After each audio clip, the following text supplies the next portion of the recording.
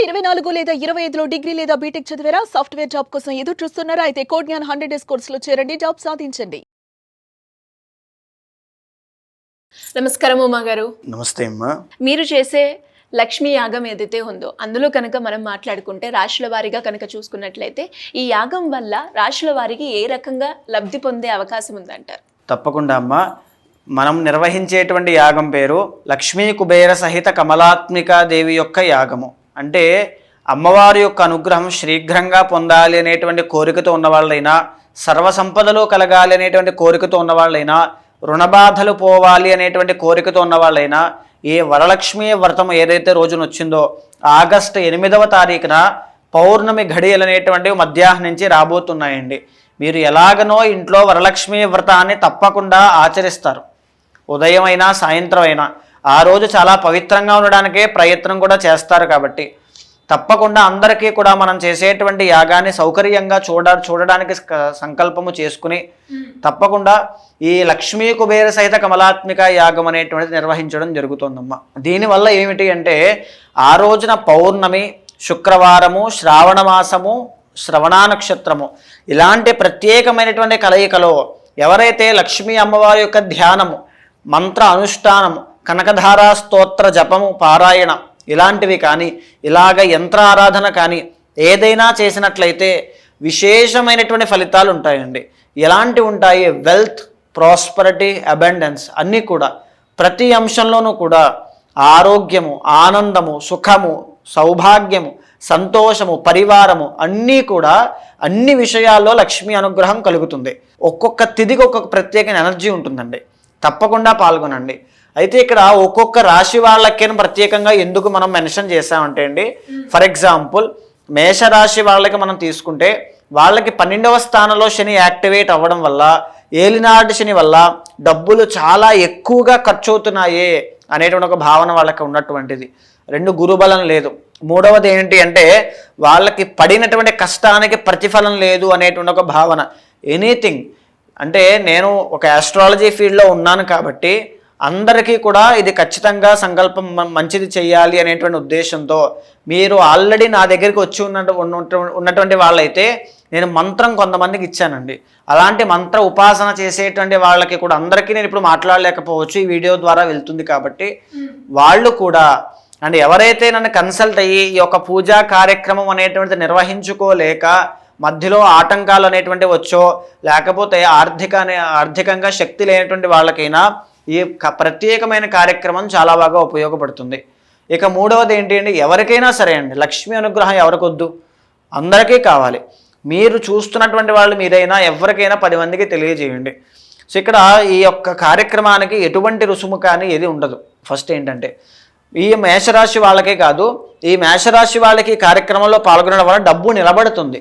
అంటే పాల్గొనడము అంటే మీరు వర్చువల్గా యాజమాన్యం ఏం చేస్తారంటే ఇక్కడ జరిగేటువంటి యాగాన్ని ఎవరైతే ఇంట్రెస్టెడ్గా ఉండి మేము ఇలా చేసుకుంటామని వాట్సాప్లో కానీ ఎక్కడ మీద కింద కనిపించిన నెంబర్కి చేస్తే మా వాళ్ళు మీకు లింక్ పంపించడమో అవన్నీ వాళ్ళు చెప్తారు. మీకు ఖచ్చితంగా మీరు దర్శనం చేసుకోండి.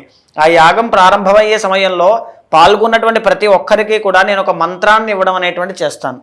ఆ మంత్రము ఖచ్చితంగా ఆ రోజున జపం చేసి తీరండి. ఎనీ డిజైర్ అది ఖచ్చితంగా అయి తీరుతుంది. అయితే ఇక్కడ మనం రాశుల్లోకి వెళ్తే అండి, వృషభ రాశి వాళ్ళకి మనం చూస్తే శని వక్రించడం వల్ల మళ్ళా కంటక శని యాక్టివేట్ అయిందని మనం మాట్లాడుకుంటూ వాళ్ళకి వృత్తి కెరీర్లో గ్రోత్ అనేది లేదని చెప్పుకుంటూ ఉన్నాం. వృషభ రాశి వాళ్ళు ఎవరు చూస్తున్నా మీ కెరీర్లో గ్రోత్ కావాలన్నా, ఫైనాన్షియల్ స్టేబిలిటీ కావాలన్నా అండ్ వృషభ రాశి వాళ్ళకి ఒరిజినల్ 7th లార్డ్ కుజుడు అవుతారండి. ఈ మ్యారిటల్ లైఫ్ ఇష్యూస్ అనేటువంటి తొలగిపోవాలన్నా ఈ యొక్క యాగంలో పాల్గొని కేవలం దర్శనం మీరు చేసుకోండి.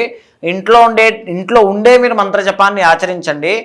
ఆ రోజు వచ్చేటువంటి ఎనర్జీ కానీ, శక్తి కానీ, లేకపోతే అమ్మవారి యొక్క అనుగ్రహం ఎలా ఉంటుందో మీరు చూస్తారు. మరి అదే విధంగా మనం మాట్లాడుకుంటే మిథున రాశి వారికైనా, కర్కాటక రాశి వారికైనా ఏ విధంగా ఉంటుందండి? తప్పకుండా అమ్మ. మిథున రాశి వాళ్ళకి ఆల్రెడీ కంటక శని నడుస్తూ శని వక్రించి 9వ స్థానంలో చూడడం, లగ్నంలో గురుడు ధననాశన కారకుడు అవుతూ ఉన్నారు. ప్రధానంగా 9వ స్థానంలో శని రాహుల యొక్క కంజంక్షన్ కలిగి ఉందండి. అంటే సంపాదించిన డబ్బు వీళ్ళు ఎవరికైనా బయటకు ఇవ్వడం, అప్పుగా ఎవరికైనా ఇవ్వడం కానీ, లేకపోతే బయట ఇన్వెస్ట్మెంట్స్ అనేటువంటివి పెట్టి అవి తిరిగి రాక డబ్బులు బ్లాకేజెస్ మనీ బ్లాకేజెస్ అనేటువంటివి చాలా ఎక్కువగా ఫేస్ చేస్తున్నటువంటి మిథున రాశి వాళ్ళు అని ఏది ఉన్నప్పటికీ కూడా అంటే ఇది అది నేను ఏమీ చెప్పదలుచుకోలేదు. ఎందుకంటే అష్టలక్ష్మి అనుగ్రహం కూడా ఉంటుంది కాబట్టి విద్యార్థులైన, సంతానార్థులైన, వివాహార్థులైన ఎవ్రీథింగ్ అందరికీ కూడా మిథున రాశి వాళ్ళకి ఇది చాలా గొప్పగా ఉపయోగపడుతుంది. కర్కాటక రాశి వారికి ఎలా ఉంటుంది? కర్కాటక రాశి వాళ్ళకండి ప్రస్తుతానికి మనం మాట్లాడుకున్నామండి మాస ఫలితాల్లో వాటిలో 12వ స్థానంలో గురుడు, శని వక్రించి మళ్ళీ అష్టమ శని ప్రారంభం అవడం, అష్టమంలో శని రాహుల్ కంజంక్షన్, ఇవన్నీ 2వ స్థానంలో మళ్ళా కేతువు, 3లో కుజుడు, ఇవన్నీ ఏంటంటే డబ్బు నిలబడకపోవడం, అపకీర్తి, బ్యాడ్ నేమ్, సడన్ చేంజెస్ లైఫ్లో రావడం, ఇలాంటివన్నీ కూడా ఈ ప్రాబ్లమ్స్ అనేటువంటివి అప్స్ అండ్ డౌన్స్ అనేటువంటివి వస్తూ ఉంటాయండి. మనము స్టాండర్డ్గా ఒక దైవ బలాన్ని ఆశ్రయించాలి. అది ఉన్నప్పుడు మనల్ని ఎలాంటి జాతక ఫలితాలు ఇబ్బంది పెట్టవు. ఒక స్ట్రైట్ లైన్లో మనం వెళ్ళిపోతూ ఉంటాం. అలాంటి సౌకర్యం, అలాంటి అలవాటు జనాలకి భక్తి ప్రపత్తులు అనేటువంటి అలవాటు చేయాలనే ఉద్దేశంతో తప్పకుండా కర్కాటక రాశి వాళ్ళు పాల్గొనండి. ఎందుకంటే గురుబలం పెరుగుతుంది. ఆ రోజు గజలక్ష్మి అనుగ్రహం ఉంటుంది కదండి, గురుబలం పెరుగుతుంది. దానివల్ల పేరు ప్రఖ్యాతులు పెరుగుతాయి, టాలెంట్ పెరుగుతుంది, తర్వాత మంచి నేమ్ అనేటువంటిది వస్తుంది, డబ్బు పెరుగుతుంది అనమాట. అవన్నీ చాలా బాగుంటాయి, ఖర్చులు తగ్గుతాయి. మీరు కూడా ఖర్చులు తగ్గించుకోండి. మరి సింహరాశి, కన్యారాశి, తులారాశి వారికి ఎలా ఉంటుందండి? తప్పకుండా అమ్మ, సింహ, కన్యా, తుల, ముఖ్యంగా సింహరాశి వాళ్ళకి అష్టమ శని వక్రించడం వల్ల పార్ట్నర్షిప్లో కానీ marital లైఫ్లో కానీ చాలా జాగ్రత్తగా ఉండాలి. ఎటువైపు వెళ్ళాలి, ఏం చేయాలో తెలియని ఒక డైలమా, కన్ఫ్యూజన్స్ కానీ, ఆలోచనలు, ప్రశాంతత లేకపోవడం, ఇలాంటివి లగ్నంలో కేతు ఉండడం వల్ల కనబడుతూ ఉన్నాయి. తర్వాత కన్యారాశి వాళ్ళకి ప్రస్తుతం కాస్త బాగున్నప్పటికీ ఖచ్చితంగా వాళ్ళు కూడా పాల్గొనాలి. తులారాశి వాళ్ళకి కూడా చాలా బాగుంది యాక్చువల్లీ ఈ మాసంలో. కానీ ప్రత్యేకించి ఎందుకు చెబుతూ ఉన్నానంటే ఏ తిథిని కూడా మనం వదులుకోకూడదు. ప్రత్యేకంగా అమ్మవారి యొక్క అనుగ్రహం అనేటువంటిది మళ్ళీ ఈ వచ్చే సంవత్సరం ఎలాంటి యోగం పడుతుందో కూడా నాకు కూడా ఇంకా నేను చూడలేదు, తెలియదు కూడా. సో ప్రత్యేకమైన తిథి, దీన్ని వృధా చేసుకోవద్దు. ఇలాంటి ముహూర్తాలు కానీ ఇలాంటి అనుగ్రహం కానీ మళ్ళా రాదు. సో మీరు ఏం చేస్తారంటే ఇంట్లోంచి తప్పకుండా కనెక్ట్ అవ్వండి. మీ కుటుంబ సభ్యులు కానీ అందరూ ఎంతమంది ఉన్నా పర్వాలా వర్చువల్గా కనెక్ట్ అయ్యి దర్శనం చేసుకుంటూ నేను ఇచ్చిన మంత్రాన్ని జప అనుష్ఠానపూర్వకంగా చేయండి. అద్భుతమైన రిజల్ట్స్ కనబడతాయి. ఆ తర్వాత మళ్ళీ ఈ వీడియో కిందకు వచ్చి కమెంట్స్ కూడా పెడతారు. వృశ్చిక, ధనుసు, మకర రాశి వారికి ఎలా ఉండబోతుందండి? తప్పకుండా అమ్మ, వృశ్చిక రాశి వాళ్ళకి అష్టమంలో గురుడు కాబట్టి ఇక్కడ ఫైనాన్షియల్ ప్రాబ్లమ్స్ కానీ లెక్కలేనని ఫైనాన్షియల్ ప్రాబ్లమ్స్ ఒకటి కనబడుతూ ఉన్నాయి. ప్రశాంతత లేకపోవడం అన్నీ కూడా. అష్టమంలో గురుడు అంటే ఇంకా అన్నీ ఇంకా ఉంటాయి, శుభకార్యాలు ఆగిపోవడం ఇలాంటివి ఉంటాయి. సో ఇలాంటి పరిస్థితుల్లో ఈ లక్ష్మీ అనుగ్రహం కమలాత్మిక అంటే అందరికీ చాలా తక్కువ మందికి తెలుసు, తెలిసిన వాళ్ళకి చాలా బాగా తెలుసు. ఎందుకంటే ఇమీడియట్ రిజల్ట్స్ వస్తూ ఉంటాయి కాబట్టి. సో నేను ఇలా చెప్పకూడదు కమలాత్మిక చేయండి వస్తాయని, ఎందుకంటే మీ అంతటా మీకు భక్తి అనేటువంటిది పుట్టాలి. సో ఖచ్చితంగా నేనే చెబుతూ ఉన్నానంటే ఎంతోమందికి నేను చేసి చూపించాను కాబట్టి కమలాత్మిక చేయించి రిజల్ట్స్ వచ్చిన వాళ్ళు చాలామంది చూస్తూ ఉంటారు కాబట్టి కమలాత్మిక అనుగ్రహం అనేటువంటిది ఉంది అంటే ఏ జాతకుడైనా అదృష్టవంతుడు అవుతాడు. అదృష్టము అనేటువంటిది ఏదో గాలిలోంచి డబ్బు రాదండి, లేదా ఏదో రాదు. మీరు ఆ అదృష్ట మార్గంలోకి వెళ్ళే విధంగా మీ సంకల్పం అనేటువంటిది బాగుంటుంది. చేతులారా చేసే పనులు చాలా బాగుంటాయి. వృత్తి, గొప్పదైన వృత్తిని సెలెక్ట్ చేసుకోవడం కానీ, గొప్పదైన నిర్ణయాలు తీసుకోవడం కానీ ఇవన్నీ చాలా బాగుంటాయి. ప్రత్యేకించి గురుబలం, ఈ శని యొక్క బాగాలేకపోవడం, అర్ధాశ్రమ శని ధనుసు రాశి వాళ్ళకి ఎవ్రీథింగ్ అందరికీ కూడా కమలాత్మికాదేవి యొక్క అనుగ్రహం కలగడం కోసము ఆ రోజు తప్పనిసరిగా పాల్గొనండి.